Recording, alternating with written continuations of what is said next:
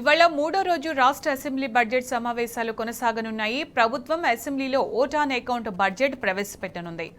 Budget కు రాష్ట్ర cabinet ఆమోదం తెలిపింది. మధ్యాహ్నం 12 గంటలకు శాసనసభలో ఆర్థిక మంత్రి భట్టి విక్రమార్క బడ్జెట్ ప్రవేశపెట్టనున్నారు.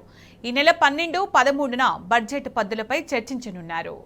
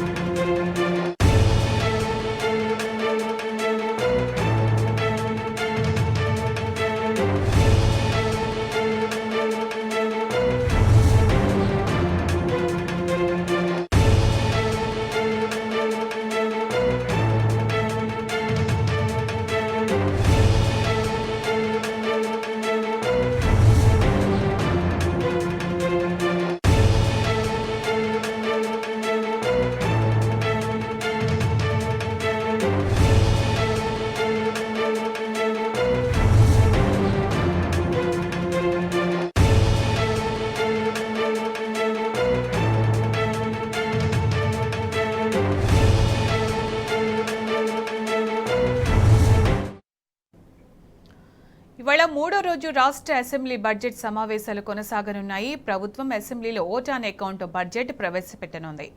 బడ్జెట్ కు రాష్ట్ర కేబినెట్ ఆమోదం తెలిపింది. మధ్యాహ్నం 12 గంటలకు శాసనసభలో ఆర్థిక మంత్రి భట్టి విక్రమార్క బడ్జెట్ ప్రవేశపెట్టనున్నారు.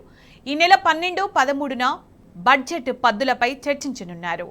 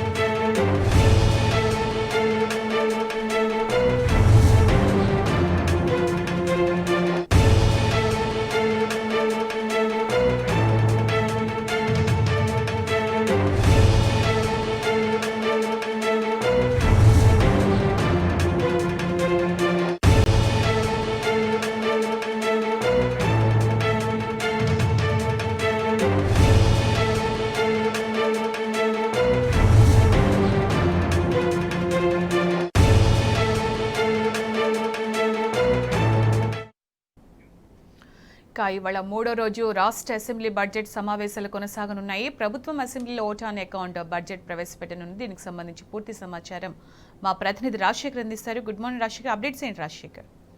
ఇవాళ మూడో రోజు అసెంబ్లీ సమావేశాలు మధ్యాహ్నం 12 గంటలకు ప్రారంభం కాబోతూ ఉన్నాయి. ఇవాళ బడ్జెట్ రాష్ట్ర ప్రభుత్వం అసెంబ్లీలో ప్రవేశపెట్టబోతూ ఉంది.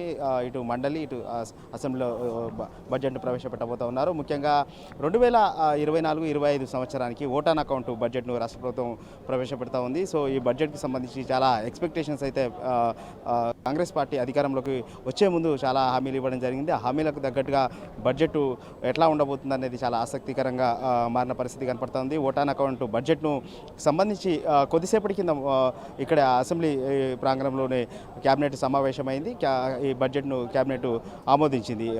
ఈ బడ్జెట్ సంబంధించి మధ్యాహ్నం 12 గంటలకు అసెంబ్లీలో డిప్యూటీ సీఎం మల్లు విక్రమార్క ప్రవేశపెట్టబోతూ ఉన్నారు. అటు శాసన మండలిలో మంత్రి శ్రీధర్ బాబు ఈ బడ్జెట్ను ప్రవేశపెట్టబోతూ ఉన్నారు. ముఖ్యంగా ఈ బడ్జెట్కి సంబంధించి దాదాపు 2.72 లక్షల కోట్లు 2.72 లక్షల కోట్లుగా ఉంటుందని సమాచారం అందుతుంది. ఎందుకంటే ముఖ్యంగా కేంద్రం నుంచి గ్రాంట్స్ కూడా దాదాపు 20,000 కోట్ల పైగా కూడా తగ్గడంతో ఈసారి బడ్జెట్ ఎంత ఉండబోతుంది అనేది కూడా ఆసక్తికరంగా మారింది. ముఖ్యంగా అధికారంలోకి వచ్చే ముందు కాంగ్రెస్ ప్రభుత్వం ఈ పార్టీ అధికారంలోకి వచ్చే ముందు అనేక హామీలు ఇచ్చిన పరిస్థితి కనపడతా ఉంది. ఈ హామీలకు సంబంధించి ఈ ఓట్ ఆన్ అకౌంట్ అకౌంట్ బడ్జెట్లో ఎట్లాంటి నెరవేర్చబోతూ ఉన్నారు, వాళ్ళకి సంబంధించి హామీలు నెరవేర్చాలంటే ముఖ్యంగా 100 రోజుల్లోకి సంబంధించి హామీలు ఇచ్చిన పరిస్థితి ఉంది. వీటన్నింటినీ కూడా ఏ విధంగా నెరవేర్చబోతూ ఉన్నారు ముఖ్యంగా అనేది ప్రస్తుతం ఆసక్తికరంగా ఉంది. ఈ బడ్జెట్కి సంబంధించి ప్రస్తుతం అయితే ఆసక్తికరమైన చర్చ జరుగుతూ ఉంది. ముఖ్యంగా ఇప్పటికే అన్ని రంగాలకు సంబంధించి అయితే ప్రస్తుతం ఓటాన్ అకౌంట్ బడ్జెట్ కావడంతో నిర్వహణ వ్యయాలు కావచ్చు, పెన్షన్లు కావచ్చు,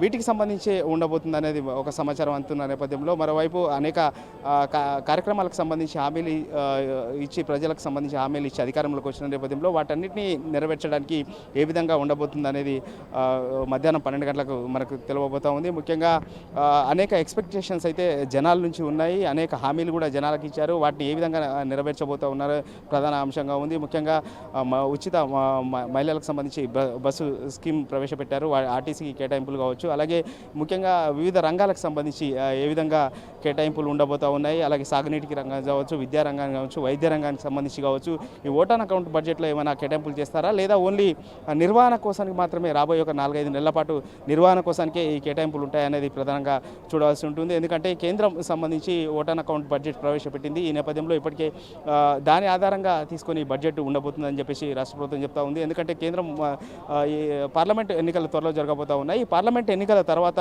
తిరిగి కేంద్రంలో కూడా జూన్, జూలై, ఆగస్టు ఆ సమయంలో మళ్ళీ కేంద్రంలో బడ్జెట్ ఉంటుంది. ఆ తర్వాత రాష్ట్రంలో కూడా దాని ఆధారంగా రాష్ట్రం పూర్తిస్థాయిలో బడ్జెట్ ప్రవేశపెట్టబోతూ ఉంటుందని చెప్పేసి రాష్ట్ర ప్రభుత్వం చెప్తున్న నేపథ్యంలో సో మొత్తం మీద అయితే ఒక ఆసక్తిగా అయితే నిలవనుంది. అయితే మరోవైపు అపోజిషన్ సంబంధించి బీఆర్ఎస్ పార్టీ కూడా అనేక హామీలు ఇచ్చిన నేపథ్యంలో వాటన్నిటిని కూడా ఫుల్ఫిల్ చేయాలంటే పెద్ద ఎత్తున ఈ బడ్జెట్లో అన్ని రంగాలకు నిధులు కేటాయించాలని చెప్తా ఉన్నారు. ముఖ్యంగా ఈ ఫ్రీ బస్సు తీసుకొచ్చిన తర్వాత మహిళలకు సంబంధించి ఆటో నడిపే వాళ్ళు చాలా ఇబ్బంది పడుతూ ఉన్నారు. వాళ్లకు నెల పెన్షన్ రూపంలో లేదా వేతన రూపంలో దాదాపు సంవత్సరానికి 1,20,000 రూపాయలు ఇవ్వాలని ఇప్పటికే ప్రధానంగా డిమాండ్ చేస్తూ ఉన్నారు. సో ఈ నేపథ్యంలో అటు విద్యాశాఖ కావచ్చు, అనేక రంగాలకు సంబంధించి సాగునీటి కావచ్చు, తాగునీటికి సంబంధించి, విద్యుత్కి సంబంధించి అసలే ఎండాకాలం రాబోతూ ఉంది. సో ఇప్పటికే విద్యుత్ రంగానికి సంబంధించి ఎట్లాంటి కేటాయింపులు ఉంటుందా అనే దానికి సంబంధించి కూడా ప్రధానంగా చర్చ జరుగుతుంది. సో మొత్తంగా అయితే మధ్యాహ్నం 12 గంటలకు అసెంబ్లీలో డిప్యూటీ సీఎం